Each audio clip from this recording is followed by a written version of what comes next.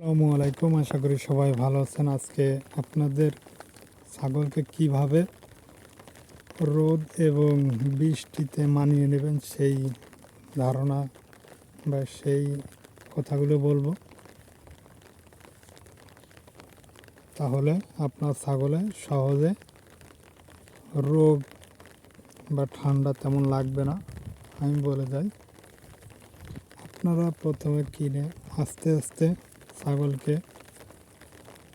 ছাগলকে রোদে বা বৃষ্টিতে ভিজাবেন।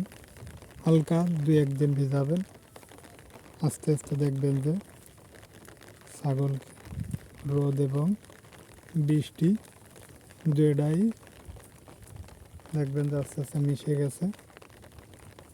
ছাগলকে যদি ছাগলকে বৃষ্টি বা ঠান্ডা আবহাওয়া যদি না লাগান, তাহলে ছাগল সহজেই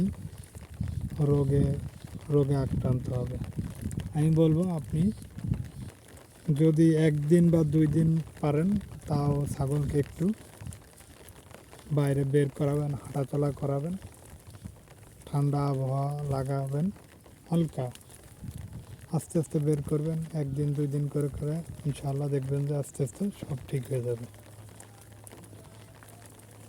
আলহামদুলিল্লাহ, আমি এখন এই যে বৃষ্টির ভিতরে খাওয়াচ্ছি, ইনশাআল্লাহ কোনো ঠান্ডা লাগবে না আশা করি।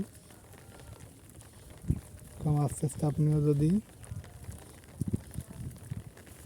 হালকা আস্তে আস্তে নামান, ছেড়ে পালন করেন, ইনশাআল্লাহ আপনারও বৃষ্টিতে ভেজালে হঠাৎ ঠান্ডা লাগবে না। আর যদি আপনি হঠাৎই যদি ছাগলগুলো বৃষ্টিতে নামাই দেন, তাহলে দেখবেন যে ঠান্ডা লেগে গেছে। তাই আমি বলবো,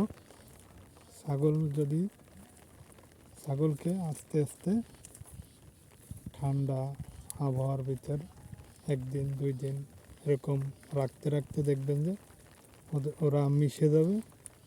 এরপরের থেকে ওরা ঠান্ডা মানিয়ে নিতে পারবে। আর যদি আপনি একবারেই ঘন্টাকে রাখেন, তাহলে কিন্তু ছাগল অসুস্থ হওয়ার সম্ভাবনা থেকে যায়।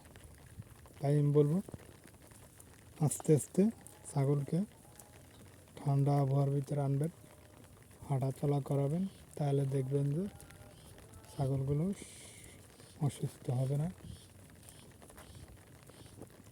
ঠান্ডা সহজে ধরবে না। আশা করি বুঝতে পারছেন।